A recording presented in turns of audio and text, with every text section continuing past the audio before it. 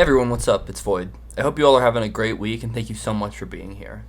I am super excited for today's video because Lord of the Rings is finally out, and that means budget Lord of the Rings decks. For this week's Commander, I wanted to take a look at the card that's been taking this set by storm, Shelob, Child of Ungoliant. Shelob is an 8/8 spider demon for 4 black-green that has Death Touch and Ward 2, and gives it to our other spiders as well. In addition to this, when a creature dies to one of our spiders, we create a food token. Having Ward 2 is a great way to keep Shelob on the board for longer, since she does cost us 6 mana. However, the payoff for that 6 mana is insane. Making our board of somewhat decent spider creatures and the cards with Ward and Death Touch makes us a massive threat on the board. Shelob is built to outlast board states, whether it be through making targeted spells cost more with Ward or making us harder to hit with Death Touch blockers. Shelob is truly an absolute powerhouse, and an amazing commander for Spider Tribal. This deck is going to be a lot of fun to pilot, and not just because Shelob's one of my favorite Lord of the Rings characters. I mean, come on you guys. The art on this card is amazing, and there's so much we can do with it. I'm super excited, let's dive right into it.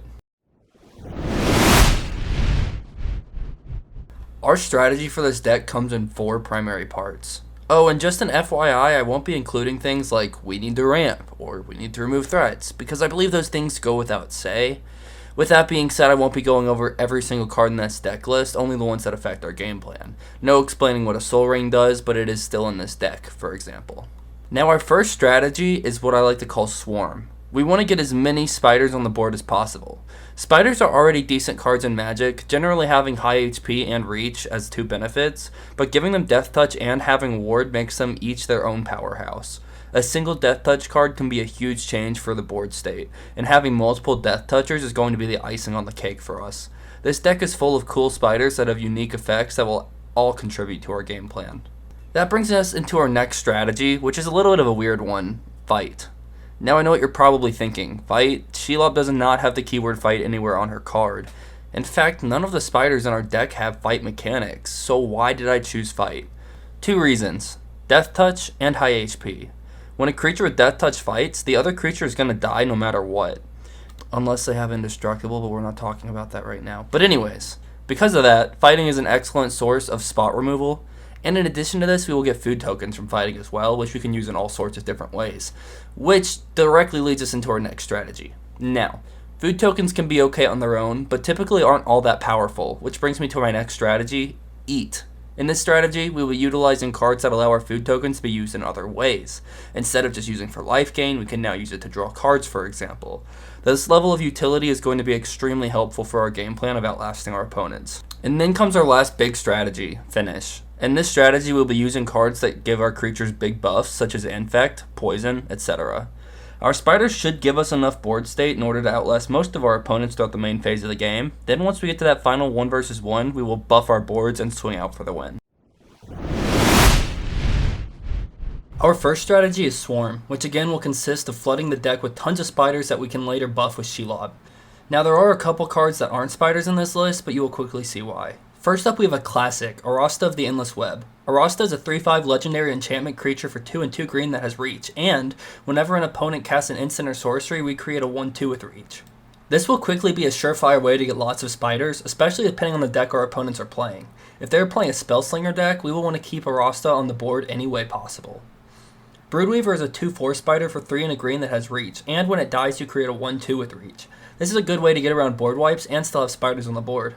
Curse of the Clinging Webs is an enchantment, but whenever we put it on an opponent, we get a spider every single time a creature dies. It also exiles creatures that die, so we can use this to counter graveyard synergy decks as well.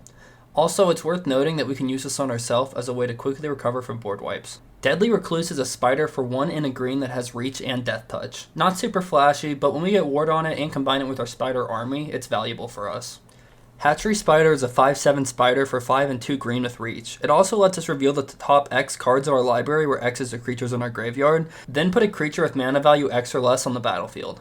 I personally have gotten very lucky with this card before, and hopefully it will do the same for you all. Ishkanal Graph Widow is a 3/5 legendary spider for 4 and a green that has reach, and when it enters the battlefield, if we have 4 more card types in our graveyard, think instants, sorceries, etc., we create 3 more spiders that are 1/2 with reach.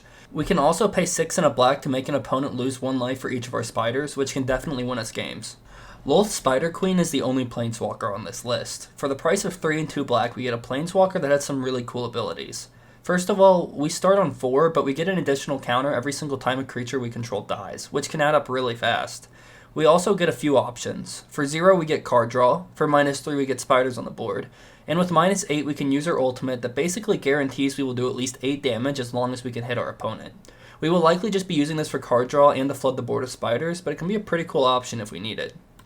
Nyxweaver is a 2/3 spider for 1 black-green that has reach, and at the beginning of our upkeep we mill 2 cards, but we can then turn around and pay 1 black-green to exile the spider and return a card from our graveyard to our hand. Great way to retrieve powerful cards that get removed from the game. Obelisk Spider is a 1/4 spider for 1 black-green that also has reach, but when it does combat damage to a creature we put a -1 counter on it, and when we put a counter on it, it drains each opponent for 1 life and gains us 1 life. We honestly don't have any other -1 counter strength synergies in this deck, however it will still be a solid spider given we don't have too many options in the spider tribal theme. Penumbra Spider is a 2/4 for 2 and a green that has reach. When it dies we create another 2/4 spider with reach. Again, another pretty good way to have some resistance to board wipes. Rotwidow Pack is a 2/4 spider for 2 black-green that has reach. It also lets us pay 3 black-green to exile a card from our graveyard to create a 1/2 spider with reach, then drains each opponent for 1 life per spider we control. This card is extremely powerful in this deck, and we want to get this out every single match that we can. Skyfisher Spider is a 3/3 for 2 black-green that has reach, and whenever it enters the battlefield, we can sack a creature to destroy a permanent. In addition to this, whenever it dies, we get 1 life for each creature in our graveyard. This card has also saved me in a match before, so don't discount the price of killing one of your creatures if it means solving a massive threat on the board. Spider Spawning is a sorcery for 4 and a green that makes a spider for each creature in our graveyard. This is another way to bounce back hard after facing a board wipe, and we can play it again from our graveyard for 6 and a black to do the same thing all over again. Now, Spitting Spider is a card that when looking at it might look straight up bad, however I really believe that isn't the case. For 3 and 2 green we get a 3/5 with reach, and we can sack a land to deal 1 damage to each flying creature. Now, I'm not telling you to dump all of your lands to kill a flyer, although you definitely can if you need to, but think. The card reads Spitting Spider deals 1 damage, and since the creature itself is dealing the damage, if we get Death Touch with Shelob, suddenly 1 land discarded destroys all flying creatures, and we get food tokens equal to the number of flyers that died. Sporeweb Weaver is a 1/4 for 2 and a green that has hexproof from blue and reach, but when it's dealt damage we gain a life and create a 1/1 sapperling. Kind of a weird one since you'd think it would create spiders, but it can still be a really good way to get blockers up. Twin Silk Spider is a 1/2 for 2 and a green with reach, and when it enters the battlefield we get another 1/2 with reach. 2 spiders for 3 mana is not a bad deal, especially when you get ward and death touch on them. Then we get to Watcher in the Web. For 4 and a green we get a 2/5 with reach, but it can block 8 creatures in combat. Then we get to our Nada Spiders. Unfortunately the spider tribal theme is not quite strong enough to use only spiders, so I've included a few cards that might lack in flavor, but are mechanically strong. First up is Adaptive Automaton. For 3 mana we get a 2/2 that lets us choose a creature type as it enters the battlefield. When we choose Spider, it becomes a spider, and it gives all of our spiders +1/1 and still benefits from Shelob's ability. Then we get the Bloodline Pretender, which is every creature type at once. For 3 colorless we get a 2/2 that also lets us choose a creature type, and when we choose Spider, they all get 1/1. Our last card in the Swarm theme is a very powerful one. Chameleon Colossus is a 4/4 changeling for 2 and a green that has protection from black, but if you pay 2 and 2 green, it doubles in power and toughness until end of turn. Key note here, if we have enough mana we can pay for it more than once, and we can actually use it while defending as well, as long as we keep mana up. This can be a devastating card, especially after we get Ward 2 and Death Touch on it as well. Now, it would be naive to think our opponents are going to block our Death Touch spiders every turn, which can lead us to not getting as many food as we want. So that's why we include fight cards. With an 8/8 commander, we likely won't be needing to worry about having something strong enough to kill an opponent's creature and not die. But since we have Death Touch, we can let one of our weak spiders die, and we will still get the kill and the food token as well. Also, if you are new to the fight mechanic, it's worth noting that you can fight with and/or against a tapped creature. They don't have to be untapped to fight. First up is Animus Might, which for 2 and a green has target creature deal damage equal to twice its power to target creature planeswalker. It also costs only 1 green if we control a legendary creature, such as our commander. Now this can be a great way to remove a planeswalker, but do note, we don't get food tokens if we decide to fight a planeswalker, but if we really want to get rid of one, it's probably worth it in most cases. Bite Down is an instant for 1 and a green that lets target creature we control deal damage equal to its power to target creature or planeswalker as well. This spell isn't double damage, which kinda sucks, but it is an instant, meaning we can cast it on his opponent's turn or during combat. Cosmic Hungers is the exact same thing as last time, but this allows us to deal damage to a battle. There aren't any battles in this deck though, so we won't be utilizing that last ability. Infectious Bite is an instant for 1 and a green that does the same as the last 2 as well, but each opponent also gets a poison counter. Master's Rebuke is yet another instant that does the same as the previous, minus the poison counter.